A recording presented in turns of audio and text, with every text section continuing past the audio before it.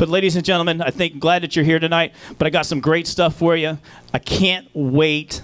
I'm so excited to introduce to you right now a good friend of mine. I just met this guy a few weeks ago at the Comedy Club at Coconuts. He blew me away. I asked him to come here. He said he was very busy, and he said he would take time out of his schedule to come right here tonight, to be right here to check you guys out and to see what you guys are all about. Ladies and gentlemen, please welcome my good friend Bob. Thank you. Thank you. Let me get my chair here. Okay, if you just put it right there and... Perfect, perfect. All right. Nice to see some of you people brave the rain to come out here tonight. Give yourselves a big hand just for showing up. Good. I like to get that out of the way early because when I'm done, you might not feel like applauding anymore. So, you guys like impressions? Do you? Yeah, me too. I don't do any. I just like them. I used to do an impression of a magician who could read minds and predict the future. And then I realized that if you could read minds and predict the future, you wouldn't have to be a magician. So now I just do impressions of a magician. And I found out whenever I do an impression of a magician, just like a real magician, when I get done, people say, "Could you teach me how to do a trick?" And one thing that I like to show people to start with, and I used to do this when my mother drove her nuts, I'd say, "Watch this. Oh, did you hear that?" Don't worry, it doesn't hurt. This does. But it's magic because I just go, "Oh, look, it's all better." Now, I used to do that to stay out of school. It worked once. For those of you that would like to do that for your friends, let me explain how you do that. The first thing you have to do is go to Walmart or Party City and buy some of these plastic cups. You get the ones that crack, not the real squishy ones. You take one of these cups and you stick it under your arm. Now, when it breaks, it gets real sharp edges. Pieces fall on the floor, so I stick it in a glove before I stick it under my arm. The next thing that's important, now don't stick it under your arm out here where they can see it. Put it under your shirt or your coat. I'll put it out here so you can see what I mean. There's two ways to do this. The first way is the right way, which you just saw. The second way is like this. Hey, watch! Then it's just stupid. All right, how many people here, let me ask you a question about ESP. And by ESP, I mean mind reading, thought transmission, mental telepathy, predicting, all that weird stuff. How many people in here do not believe in ESP? Raise your hand. All right, now I know who's gullible. How many people here do believe in ESP? Raise my hand. Oh, so now you're not so sure, are you? You know, it occurred to me that if you could predict the future and it involved people, nobody would really know for sure. Are you predicting the future or are you influencing what people do? And let me explain how you could tell the difference. Let's say this beautiful young lady here and it was sitting here and I was like a million years younger and I wanted to ask her out to dinner. If I could influence her choice, I pretty much guarantee that she would say yes. On the other hand, if all I could do is predict the future, I'm pretty sure the answer would not be yes. So that's how you tell the difference. So I'm going to try, I've decided I could try to predict the future, but it could be just influencing people.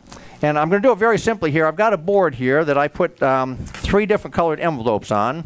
There's a red one, which might look pink under this light, but trust me, it's red. There's a red one, a yellow one, and a blue one. Now I'm going to ask this lovely young lady here if you would, you're going to come up here in just a second, but I want you to decide before you come up, which envelope do you want? That way I can't influence your choice, okay? You know which one you want? Okay, if you'll just walk up here and take out the envelope that you've decided on. Meanwhile, I have to put my glasses on so I can read. Go ahead and take your envelope. Now, there's 3 terrible things. Don't open it yet. There's 3 bad things about getting old. The first one is that your eyes go and you need glasses, and I forgot what the other 2 are. But, okay, the gentleman sitting right there, what's your name? Ray. Ray, would you come up here? What was your name? Hannah. Hannah. Okay, we got Hannah. Ray, I'm going to have you take either the red envelope or yellow envelope, whichever one you want. Don't open it. Just step right over here for me. Okay, now, Hannah took the blue envelope. Ray took the red envelope. I need someone up here. There's a yellow envelope left. Would you come up and you're going to represent me, okay, because the yellow envelope is mine. Now, what I want Ray and Hannah to do, if you reach inside your envelope, there's a folded piece of paper inside. Take the paper out. What's your name? Joanne. Joanne, you take my paper. Just hold on to it. Don't open it yet. I have 3 predictions on these papers, and we're going to start over here with Hannah. Hannah, go ahead and open your prediction, and in a loud voice, read what I predicted. I predict that you will select the blue envelope. Yes! Oh. Okay, I may be more impressed than you because I've seen it go wrong before. All right. And some of you are probably thinking, what the hell, it's a 1 out of 3 chance. Okay, Ray, go ahead and open your paper. I predicted that you will select the pink envelope. All right, 2 out of 2. Now you're wondering what the hell's going on. Okay, I'm sorry. Joanne, step over here. You have the prediction from the yellow envelope, which is the one they left me. Open that up and in a loud, clear voice, read what I predicted in the yellow envelope. The lady will select the blue envelope. The gentleman will select the pink envelope. I will be left with the yellow envelope. And who's laughing now? All right, thank you. Thank you. Thank you, Hannah. Thank you, Ray. Have a seat. Good. Okay. All right, now I know some of you are probably thinking right about now that, you know, that's okay, but there's only 3 envelopes. What are the odds? And I could tell you what the odds are, but then it wouldn't be nearly as impressive. So let's try something with a little bit bigger odds. Something with more than just 3 chances, something with perhaps 52 chances, or maybe 51, because people say I'm not playing with a full deck. All right, these are playing cards. Thank God you're here. Could you move around the room so you sound like everybody? Okay, let's see. How about the young lady back there? What's your name? Crystal, could you come up and help me? Crystal, are you married? No. Okay, good. Once again, we're at the point where I'm wishing I was like 50 years younger. I'm getting older by the minute, too. Crystal, step right over here for me. I'd like you to just look at these cards. Is this a normal deck of cards? 50, whatever it is, number of cards? 2. It looks like it. Okay, except for the fact that it's really big. Huh? Okay, what I'm going to do, Crystal, is fan the cards out like this.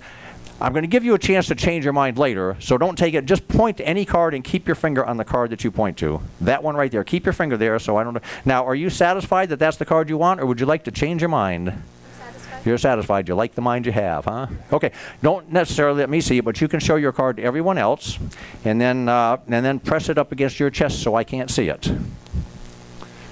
Everybody get a good chance? Okay. The card is very happy now. Okay, step over here just a little bit. I have a couple predictions in my pocket, and I don't want you to see them too soon, so I'm going to pull out my first one. I'm going to ask you to make your mind a blank. Ooh, that was fast. Yeah, and I got that one right, too. That's a good start. Okay, I have another prediction here. And let me ask you, Crystal, was your card a black card? No. No. Okay, I guess that's not it then. You know, you can't get them all. Okay, I have one more prediction here. Actually, I have a couple more. I have another prediction here. Crystal, was your card the 7 of diamonds? I got that one right.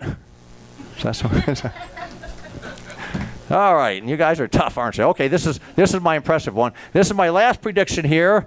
I have the 6 of clubs.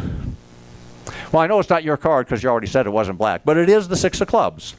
Now, you know, I talked a little bit earlier about ESP. I have to tell you at this point, I do not personally believe in ESP, which is kind of strange when you think about the fact that as a magician, my job is to convince you that ESP quite possibly exists. But magicians, we use tricks and gimmicks and secret props and things you're not supposed to know about, and when my real ESP fails, as it just did, that's when I have to resort to another secret prop, which I show you now. It's called the switch. The switch. Crystal, what card did you take? The Jack of Hearts, and that's where we use the switch, and we get the Jack of Hearts. That's why it's magic and not mentalism. Thank you. Thank you. All right, I would like to do, you know what, I have one more prediction here. I'm going to get one more person to come help me. We're going to use a deck of cards, but this is a little bit different, and I'll explain why. It occurred to me that America has become a very status and name-conscious society to the point where we have so many celebrities that all you need to do is know their first name and you know who we're talking about. Now, I put some names on these cards. For example, the first one is Celine Dion, right. We have, okay, Clint Eastwood, right. We've got, let's see who else we got here. Brittany. Oh, you guys go to more movies than I do. Let's see who else we got. Okay, here we go. George? Clinton. Who? Clinton? Who the hell is George Clinton? All right. Oh, here's Cher. Okay, that's a trick question. She only has one name. And let's see who else. Okay, here's another one. Bob. No, me, Clace. Bob Clace. That's... Okay, I got a bunch of cards with first names here. We're going to use one of those. And let me get somebody who hadn't come up and help. Do I know you? Zoe, right? No, Noelle, right? No, I'll get somebody else because I've met you before. So let's see who's back here. I don't know. Oh, you can help because I don't know you. You've been up here before. But come on up here anyway. And let me move this out of the way so you can sit down here. And your name was Joanne? Joanne, have a seat. Now let me just mix these cards up a little bit. It doesn't matter. I'm going to just kind of shuffle them. And what I would like you to do is take the cards and just split them so you've got roughly half in each hand, okay? You can sit down because you're going to be here for a while. While you're doing that and splitting them, I'd like to show you my prediction right here. Okay? You keep an eye on that. I'm going to put it right down here on the floor so I can't do anything sneaky with it. Go ahead and sit. You want to stand? Okay. You have to, here's the rule. You have to stay in contact with the chair. We're kind of going to play a little bit of a game here. You're going to toss those cards into the basket here, and for every card you get in the basket, I will give you $10. Okay? Now you have to stay in contact with the seat. You can't move around, and for every card you miss, you have to give me $1. Okay? And you start when I say 3. All right? 1, 2. Okay, I'm just kidding. Here's what I really want you to do.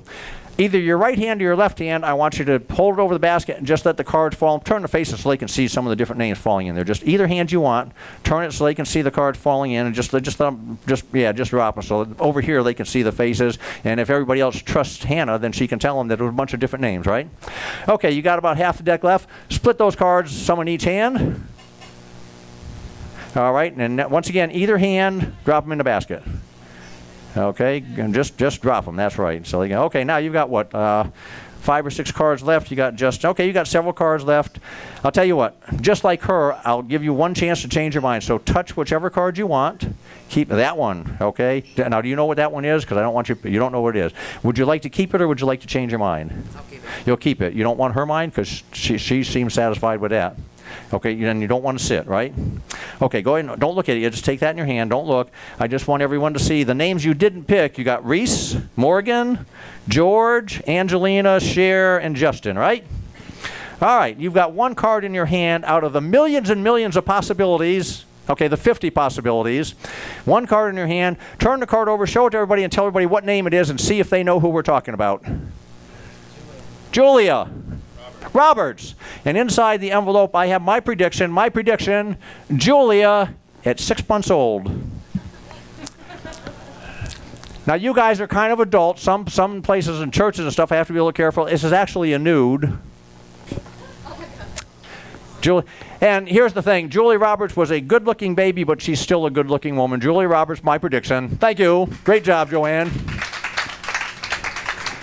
You can have a seat now.